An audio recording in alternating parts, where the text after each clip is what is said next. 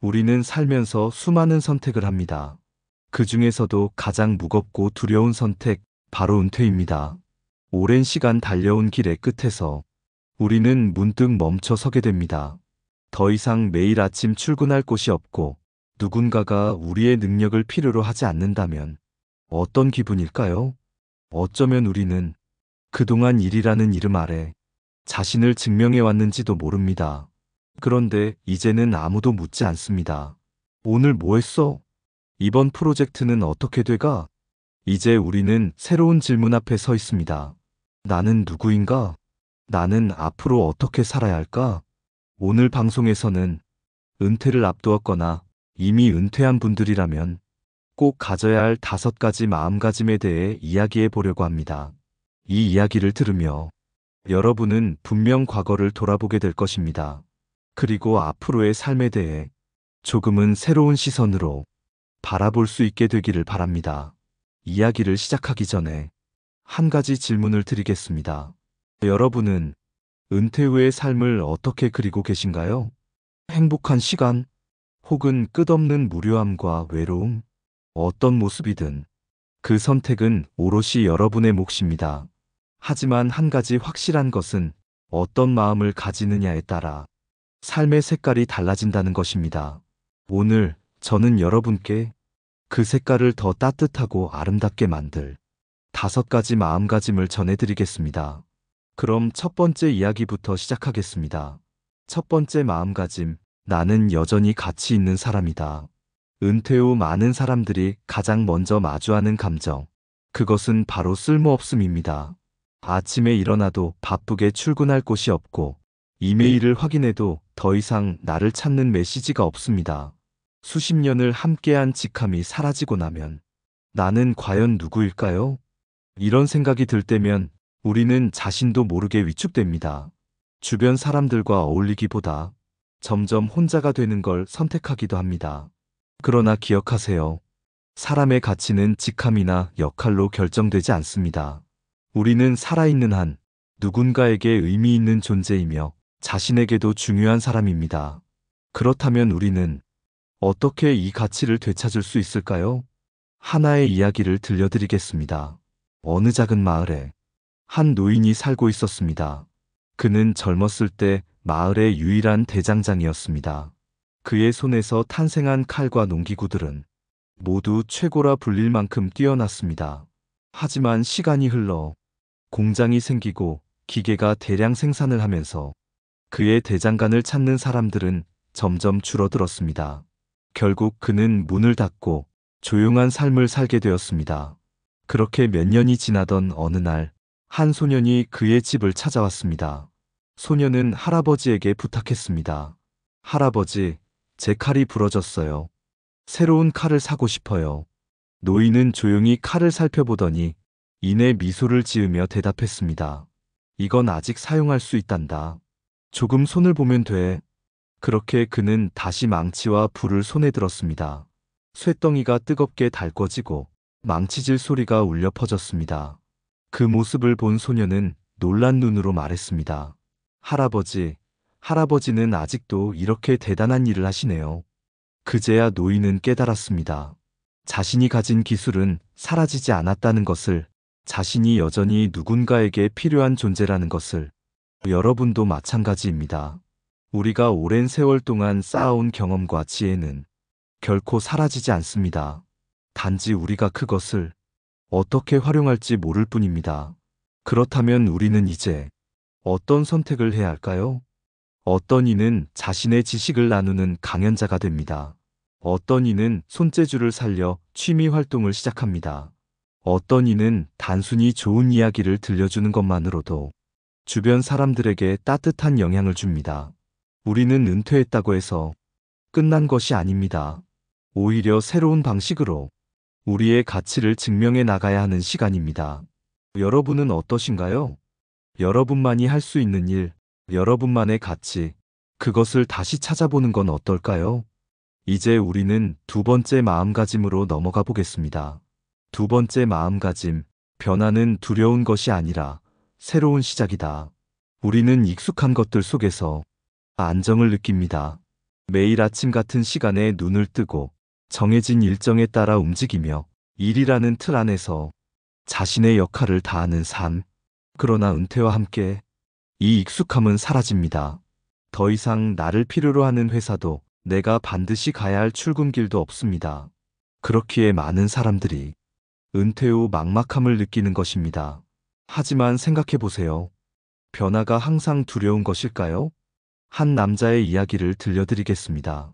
그는 30년 동안 같은 회사에서 일했습니다. 업무를 철저히 익혔고 누구보다 성실하게 살아왔습니다. 그러나 은퇴 후 그는 무기력함을 느꼈습니다.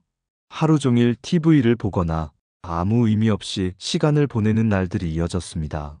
그러던 어느 날 그는 우연히 동네 공원에서 한 무리의 사람들을 보게 되었습니다.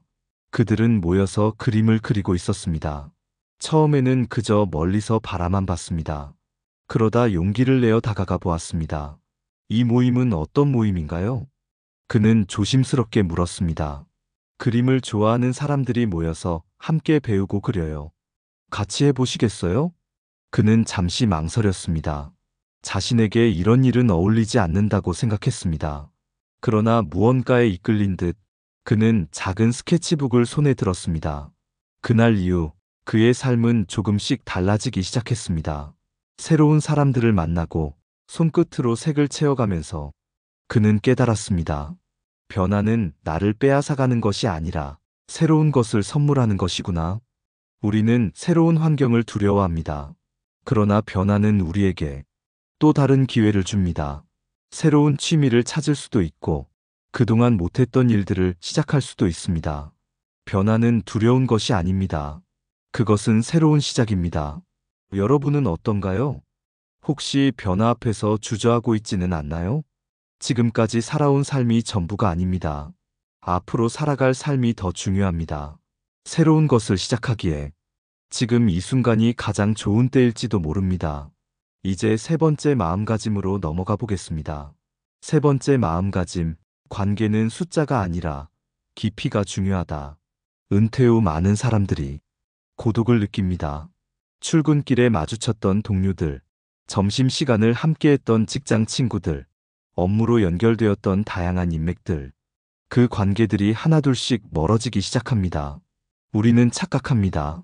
전화가 울리지 않고 문자가 줄어들면 자신이 점점 세상에서 잊혀지고 있다고.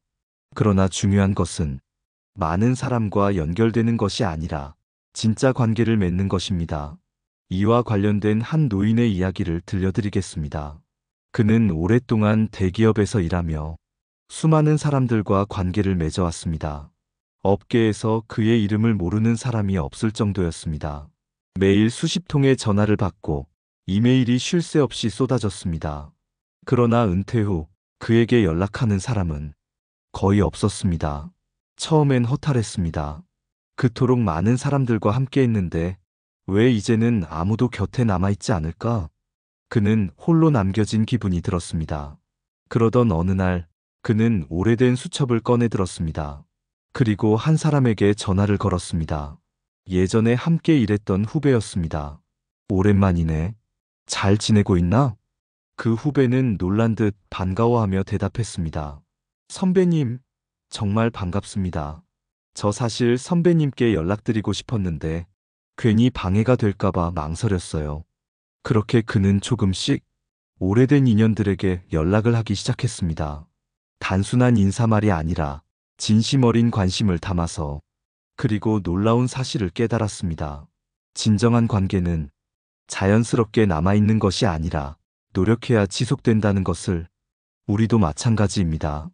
은퇴 후에도 소중한 사람들과 좋은 관계를 이어가기 위해서는 우리가 먼저 손을 내밀어야 합니다. 그동안 바쁘다는 이유로 자주 보지 못했던 친구에게 한 통의 전화를 걸어보는 건 어떨까요? 가족과 함께하는 시간을 더 소중하게 여겨보는 건 어떨까요? 관계는 숫자가 아닙니다. 수십 명의 얕은 인맥보다 서로를 진심으로 이해해주는 한두 명의 깊은 관계가 우리에게 더 큰 위로가 됩니다. 여러분은 지금 가장 먼저 떠오르는 사람이 누구인가요? 그 사람이 바로 지금 연락해야 할 사람일지도 모릅니다. 이제 네 번째 마음가짐으로 넘어가 보겠습니다.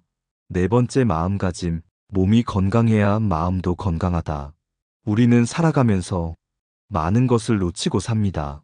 바쁜 일상 속에서 가족과의 시간도 나만의 여유도 미루며 살아왔습니다. 그 중에서도 가장 쉽게 소홀해지는 것, 바로 건강입니다. 젊을 때는 몸이 견뎌주기에 조금 무리해도 괜찮을 것 같았습니다. 하지만 은퇴 후 달라집니다. 아침에 일어나면 어깨가 결리고 조금만 걸어도 숨이 차고 한때 당연했던 것들이 조금씩 어려워지는 순간들이 찾아옵니다. 그러나 많은 사람들이 이런 신호를 무시합니다. 나이 들면 다 그런 거지. 이제 와서 운동해서 뭐해? 이렇게 스스로를 설득하며 그저 흘러가는 대로 두는 것입니다. 하지만 건강은 우리에게 남은 시간 동안 삶을 더 의미 있게 만들 수 있는 가장 중요한 요소입니다. 한 할아버지의 이야기를 들려드리겠습니다. 그는 은퇴 후 몸이 점점 약해지는 것을 느꼈습니다. 예전 같으면 몇 시간이고 걸을 수 있었지만 이제는 가까운 시장에 다녀오는 것도 쉽지 않았습니다. 처음에는 받아들이기 어려웠습니다. 하지만 어느 날 동네 공원을 산책하던 중 운동하는 노인들을 보게 되었습니다. 그들은 웃으며 가볍게 몸을 풀고 함께 걸으며 이야기를 나누고 있었습니다. 그 모습을 본 그는 결심했습니다. 나도 한번 해보자. 그렇게 그는 매일 아침 가벼운 스트레칭을 시작했고 조금씩 걸어보기로 했습니다. 처음에는 조금만 걸어도 숨이 차고 힘들었습니다. 하지만 하루하루 지나면서 조금씩 나아지는 것을 느꼈습니다. 무엇보다 기분이 달라졌습니다. 몸이 가벼워지자 마음도 밝아지는 것을 느꼈습니다. 그리고 그는 깨달았습니다. 건강은 단순히 몸을 돌보는 것이 아니라 마음을 지키는 일이기도 하다는 것을. 여러분은 언제 마지막으로 자신의 건강을 위해 시간을 내셨나요? 은퇴 후에도 우리는 건강한 몸과 마음을 유지해야 합니다. 걷기라도 좋고 가벼운 스트레칭이라도 좋습니다. 무엇이든 꾸준히 해보는 것, 그것이 우리의 삶을 더 오래, 더 행복하게 만들어줄 것입니다. 건강이 곧 행복입니다. 지금 이 순간 몸을 조금 더 아껴주기로 다짐해보는 것은 어떨까요? 이제 다섯 번째 마음가짐으로 넘어가 보겠습니다. 다섯 번째 마음가짐, 내 삶의 중심을 일에서 나로 이동하라. 우리는 평생 일을 하며 살아왔습니다. 새로운 목표를 세우고 성과를 내기 위해 달려왔습니다. 직장에서 인정받는 순간 우리는 스스로의 가치를 확인했습니다. 하지만 은퇴 후 그 목표가 사라지면 우리는 당황합니다. 이제 나는 무엇을 해야 하지? 나는 쓸모없는 사람이 된 걸까? 그러나 은퇴는 끝이 아니라 삶의 중심을 일에서 나로 옮기는 과정입니다. 이제는 사회가 원하는 역할이 아니라 내가 원하는 삶을 살아가야 합니다. 한 사람의 이야기를 들려드리겠습니다. 그는 오랜 시간 한 회사에서 일하며 훌륭한 경력을 쌓았습니다. 모든 사람이 그를 존경했고 그 자신도 회사에서의 삶에 큰 자부심을 느꼈습니다. 하지만 은퇴 후 그는 자신이 텅 빈 것처럼 느껴졌습니다.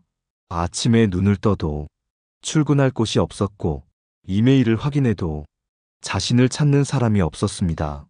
그는 고민했습니다. 나는 이제 무엇을 해야 하지? 그러던 중 오래전부터 하고 싶었던 일이 떠올랐습니다.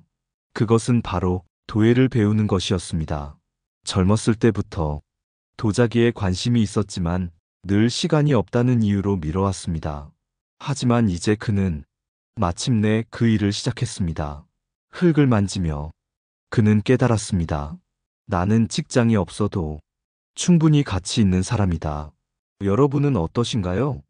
지금까지 해온 일이 여러분의 전부는 아닙니다. 평생 바쁘게 살아오느라 놓쳤던 것들을 돌아볼 시간입니다. 그림을 그리고 싶었나요? 악기를 배우고 싶었나요? 아니면 여행을 떠나고 싶었나요? 이제는 더 이상 무엇을 해야 할지 고민하는 것이 아니라 무엇을 하고 싶은지 스스로에게 물어볼 차례입니다. 삶의 중심을 일에서 나로 옮기는 것, 그것이 은퇴 후 가장 중요한 마음가짐 중 하나입니다. 여러분의 진짜 삶은 지금부터 시작입니다. 이제 마지막 은퇴 후 가져야 할 5가지 마음가짐을 마무리하며 정리해 보겠습니다. 6번째 마음가짐, 지금 이 순간을 살아라. 우리는 종종 지나간 시간을 후회하거나 다가올 미래를 걱정하며 살아갑니다. 하지만 진짜 중요한 것은 지금 이 순간입니다. 은퇴 후의 삶은 마치 새로운 책의 첫 장과 같습니다. 앞으로 어떤 이야기가 펼쳐질지는 우리가 어떻게 살아가느냐에 달려 있습니다. 한 할머니의 이야기를 들려드리겠습니다. 그녀는 평생 가족을 위해 살았습니다. 아이들을 키우고 남편을 뒷바라지하며 자신을 위한 시간은 거의 없었습니다. 그러다 남편이 세상을 떠나고 아이들은 모두 독립한 후 그녀는 문득 생각했습니다. 이제 나는 어떻게 살아야지? 처음에는 막막했습니다. 하지만 그녀는 스스로에게 질문했습니다. 나는 무엇을 하면 행복할까? 그녀는 오랫동안 하고 싶었던 일들을 적어 내려갔습니다. 꽃꽂이를 배우고 싶었고, 혼자 여행도 떠나고 싶었습니다. 그리고 한 가지 더, 하모니카를 배우고 싶었습니다. 처음엔 주변에서 웃었습니다. 이 나이에 무슨 하모니카야? 하지만 그녀는 개의치 않았습니다. 매일 연습했고, 마을 모임에서 작은 공연을 열기까지 했습니다. 그리고 그녀는 깨달았습니다. 내가 진짜 원하는 것을 할 때, 비로소 인생이 즐거워지는구나. 우리는 살아오면서 너무 많은 것들을 미뤄왔습니다. 하지만 더 이상 미룰 시간이 없습니다. 지금 이 순간 우리가 선택한 것들이 우리의 남은 인생을 만들어갑니다. 혹시 여러분도 언젠가 해야지라고 미뤄둔 것이 있지 않나요? 그렇다면 그 언젠가가 바로 지금일지도 모릅니다. 이제 우리의 이야기를 정리해 보겠습니다. 은퇴 후 행복하기 위해 가져야 할 5가지 마음가짐. 첫 번째, 과거를 후회하지 말고 앞으로 나아가라. 두 번째, 변화는 두려운 것이 아니라 새로운 시작이다. 세 번째, 관계는 숫자가 아니라 깊이가 중요하다. 네 번째, 몸이 건강해야 마음도 건강하다. 다섯 번째, 내 삶의 중심을 일에서 나로 이동하라. 그리고 마지막으로 지금 이 순간을 살아라. 여러분의 인생에서 가장 소중한 순간은 바로 지금입니다. 지나간 것에 연연하지 말고, 아직 오지 않은 미래를 걱정하지 말고, 지금 이 순간을 충실히 살아가세요. 오늘 방송이 여러분께 작은 위로와 용기가 되었기를 바랍니다. 여러분의 생각은 어떤가요? 은퇴 후 가장 중요한 마음가짐은 무엇이라고 생각하시나요? 댓글로 여러분의 이야기를 남겨주세요. 그리고 좋아요와 구독 잊지 마세요. 다음 방송에서 더 의미 있는 이야기로 찾아뵙겠습니다. 지금까지 지식모음집이었습니다. 여러분, 오늘도 행복하세요.